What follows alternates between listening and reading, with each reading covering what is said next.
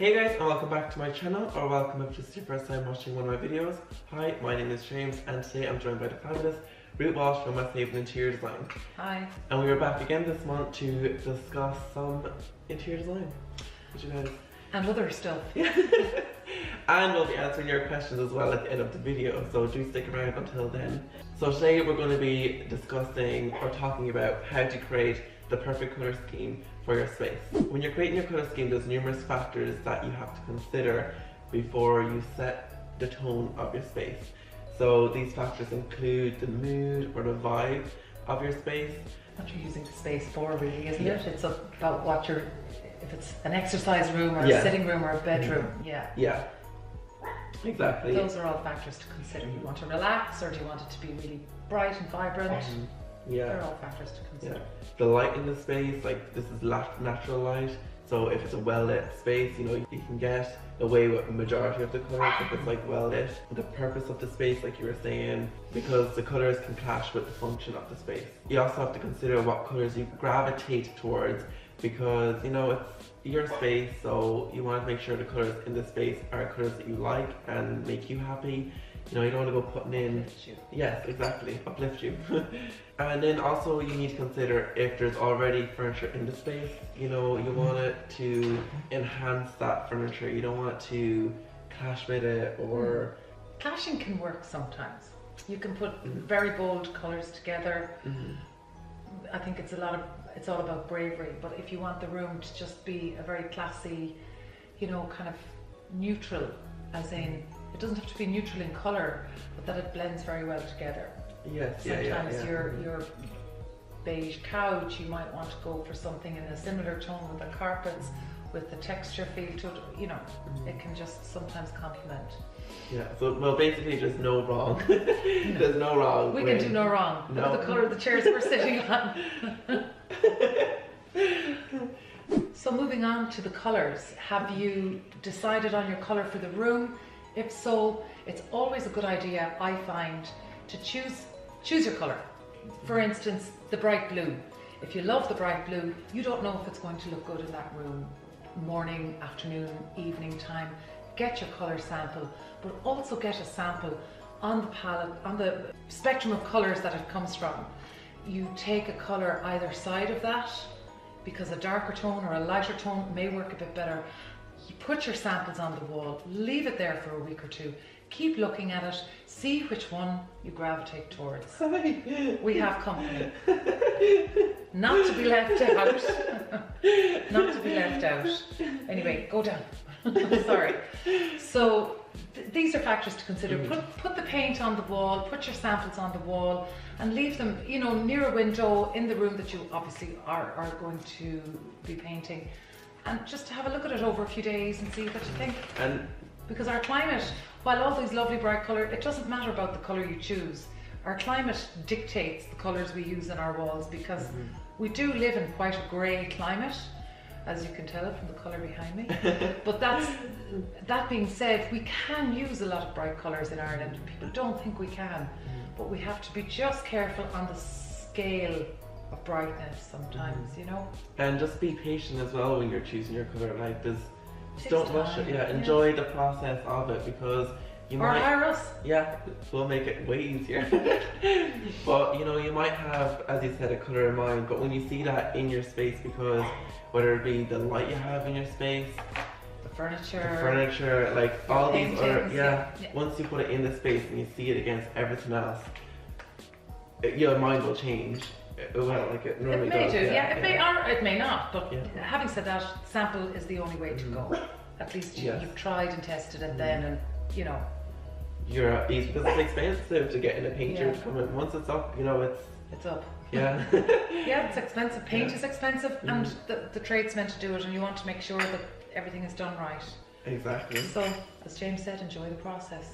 Or hire us. And that's another important thing, is your colour scheme isn't just the paint, it's everything else that goes on top of that. It's the artwork, it's the furniture, it's the upholstery, it's the accessories, it's everything that makes up your space. So each little detail is just as important as the last really. Yeah. And then if you can't find a colour that you like, if you are just completely lost and you don't know where to even start, I'd start with finding some inspiration, because if you look out in your garden, you know, there's flowers. Nature is great. Yeah. Pick your favourite cushion. Yeah. You know, something that you love. If your room is just revolving around one chair, what's the colour of the chair or the cushion it's on or something, you'll find it. It will work. And just layer up on it, like, so put up your paint samples, your finishes, like say if it's in a kitchen, you know, your handles for your cupboards, or a light, and you'll just start to see it all coming together, and that's when it gets like really exciting, because just can't wait to see it all together then. But like even in magazines, paintings, you know, everything has colour and you can draw inspiration from anything. It's just up to you, you know. An example of when I was trying to find a colour scheme, I done a video, what would JMC do, last year, of a living room, and the whole vibe of it was a calming, relaxing space. This space I done, what would JMC do, the link will be up below or down in the description if you want to go watch it. I kind of got most of my colour scheme from the mood board that I done, because I kind of chose images that depicted that calming, serene vibe that I wanted to go for, and then I just kind of drew them colours out, and that's where my colour scheme for that space came from. And it's just simple things like that that really get the juices flowing. Juices flowing, yeah. So just remember as well, you're creating a mood, you're telling a story, so everything should work together cohesively, and it's your style, so you should want to walk into that room, and when you go in, it's not about anybody else, it's your house, your room. You go in and sit down and kind of go, that you're happy with what you've done. And now guys, that's enough about colours. We're going to go on to some questions that we got from you guys, so it's pretty exciting. Okay, so the first question is, what's a good colour for a bedroom that doesn't get much sunlight and always feels cold? And anything else you can do to make it feel warm? Oh wow, good question. Isn't it? Yeah. Well, I actually just did a bedroom, as you know, my daughter's room, which is in this house the coldest room in the house. She will vouch for that. So it's a girl's bedroom, so I chose a colour from the colour trend chart called Cara. It's a beautiful muted lavendery, heathery colour. It actually warms up the space because her furniture is white and her bed is chrome. So it's lovely, but if this was, it depends on the bedroom the customer or the client the question came from. We don't know if it's a man's room or a lady's room, so, but tar is quite a nice colour for both men and women. It wouldn't bother me if it was a man's room either, because you can add in chocolates, chocolates and blacks with that would look amazing, amazing. I'm doing the floor next, but that colour works really well. The other colours, stay away from greys and blues if it's a cold room. All of those colours on that on the chart are quite cool. As the colour behind me, it's quite cool. This room has a lot of windows, so this room, and it's quite big, so it can take this colour, but it's quite a cold colour. So you want anything with the warmer green is lovely. There's one called not sage, hold on, it is called, the green colour, it's called Silk Seal. Oh, that sounds nice. It's a beautiful shade, I'll show it to you. It's this one here. Oh, and it's not like green, no, it's like but it's very also, muted, but it's also, there's just a bit of heat in it, there's warmth in it, silver birch, and on one wall with the Silk Seal, it can look amazing. Oh yeah, it's beautiful. Isn't it a gorgeous colour? It's just basically more kind of warm toned colours, and even like go darker. I love dark, it feels like a cuddle, yeah, especially in winter. But then lighting, I think, you know those lovely light bulbs you can get now, the filament is exposed, you know, in the lovely warm, if you get the warm white, it's kind of a goldy glow from it, so it's warmer than the like cool white light bulbs like what we're sitting under right now. You want the warmer colours, so it's important to look at the light. And you can change the bulbs to those warm whites, and again it's all about texture, adding layers, a rug, you know, a throw on the end of the bed, an armchair with a cushion and a throw over it. It just looks cozier if you have the space, of course. So like if you have if your room's very like minimalist, like, you know, sparsely furnished, it's not gonna feel as like warm. Cozy, yeah. You know, it's gonna feel more like open and cooler. Yeah, and you definitely need area, to put in throws and cushions Yeah. and things to add that other sense Yeah. of warmth. Yeah, You know, like to put throw over the bottom of your bed, throw cushions, you know, different textures. absolutely. Really have fun with it. That's Yeah. a good way to make your room feel a bit warmer. And pictures. Yes. No, mirrors make it colder. It's nice to have a mirror, obviously, but I would remove mirrors from a room like that if it's too cold. If the light is hitting it, it can make it even colder. Pictures, though, with a warmer colour in the pictures, Yeah. will look really well. Just add a bit more detail, you know, it's Yeah. paneling, you know. Oh, here we go. I can't do any more talking about paneling. You Stop. can't go wrong with that. Guess what James's new favourite thing is? It's always my favorite thing. I'm always, every space I'm trying to put it into it, like always. I'll get my day yet, or I get my paneling in the space. I'll panel you. Okay guys, so the next question is, what is the on trend for 2019? Oh my god. And I'm presuming this is just in general what's kind of trending for this year. I done a video already at the end of 2018 where I talked about the colour trends that are going to be big this year, so not even going to go into that. You can just go check that video out. Yeah. But what's on trend, I feel like Wallpaper's making a huge comeback, and it's all golds and creams and, you know, very much the neutral warm tones next year. And oversized as well is yeah, very trendy because it's huge. yeah, like in fashion, like oversized jackets and jumpers, they're all very big, so that's starting to trickle over now into interiors. Yeah. And The also, huge chunky knit throws, the huge pillows, huge furniture, you know, like the oversized armchair that looks like a snuggle chair for two, but, you know, not really, just for me. But and the big lights with the big huge drum shades. Oh yes, yeah. that's actually Yeah. And also I've seen a lot of like what's it called, fringing. Like fringing's making a big comeback as well. Like lampshades that have the fringing all around it, and The tassels hanging down. yeah, silk. Keep an eye out That's a for big it, folks. trend this year, silk. You heard it here first. You're here first, exactly. So, next question. Who inspires you inside and outside the interior design world? Oh my goodness. Do you know where I get inspiration from? I love looking, especially on YouTube, hotels. Oh, really? Because they have always got huge budgets. So it's like go big or go home, but you can get, I don't know, inspiration for me comes really, I think, nature. Every colour on the spectrum. Where was I recently? I was just out in Old Head Beach in Lewisburg. Oh my goodness. And it was such a beautiful day, and looking back at Kilpatrick, I could have posted a picture on my Instagram about it though. Yeah. I think I did, but it was amazing. And really, just the colours alone, inspirational. Nature, that's where I get mine. Who inspires me? I don't know. Inside the design world and You also inspire outside. me. Oh. You inspire me, James. You're always coming up with super ideas, and we bounce off each other. And I don't know, no one person. I mean, fashion can be inspiring. I was just gonna say, like, Yeah. I get a lot of inspiration from like outfits that celebrities wear, like Rihanna and who actually Kendall Jenner. J-Lo. Yeah. J-Lo. Yeah. She's amazing. I'm just jealous.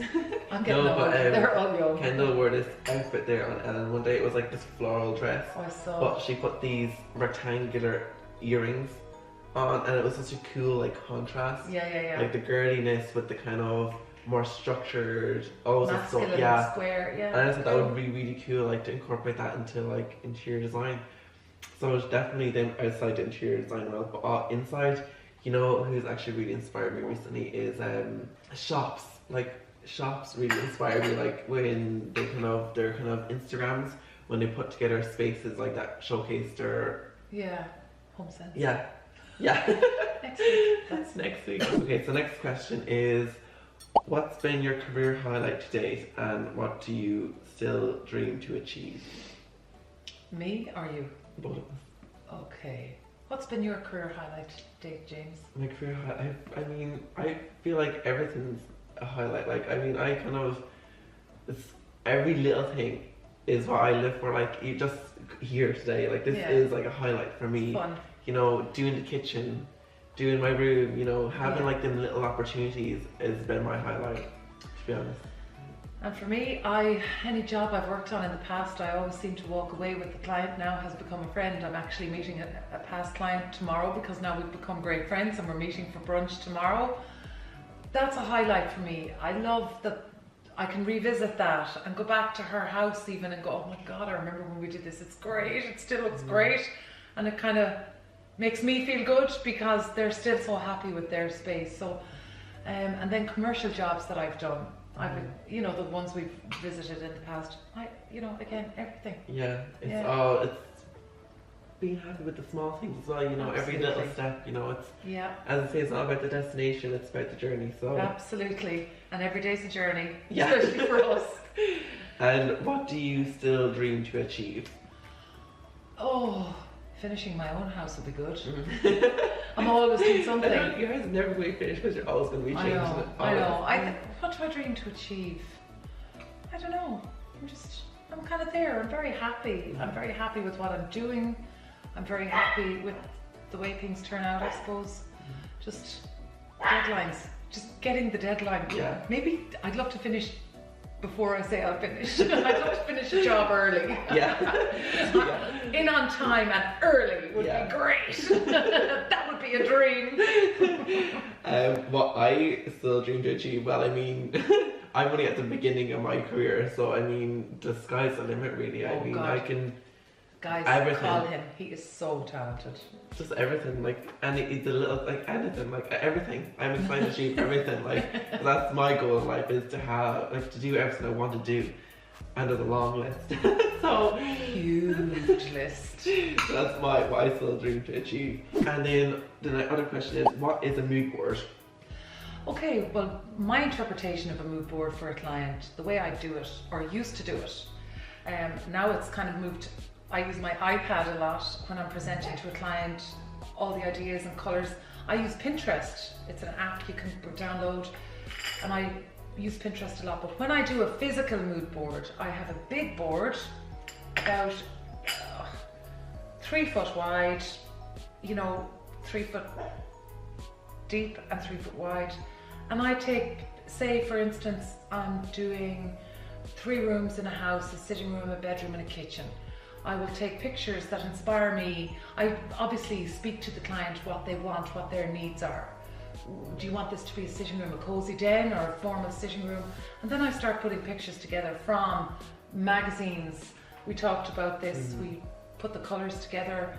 I get samples of tiles, fabrics, curtains, cushions, and stick them to the mood board with pictures for each room, each area. I source where the fabrics come from, the prices. A lot of work goes into a mood board. A mood board can take you a week per room sometimes. A lot of work goes into a mood board. And it's lovely because you hand that to your client. They can look at this, they can stick it on their wall in the kitchen and be looking at that, go, gosh, I'm not so sure that colour is working for me after a week, or it just gets them going for their project. And it gives them a taste of what's to come. So that's how I put a mood board together. So basically it's just a representation of the mood that you want to create in the space, and it can be anything. It could be materials, you can put materials on the board, everything, put pictures, a collage. That's exactly what it is, a collage. A collage of your interpretation of what the client needs, and you present it to them. And obviously it's not the finished product, but it's an interpretation of where you see the end job being. So like a colour chart like this, these are interpretations of the colours. They look like this on the chart. They may not look exactly like this on the wall because of the lighting and everything else. But that's exactly what it is. And it's really interesting to do as well. Yeah, it's fun. Like homework for interior designers. Oh gosh. It really is an art piece when you finish a mood board, because it's so like beautiful, like something looks so beautiful.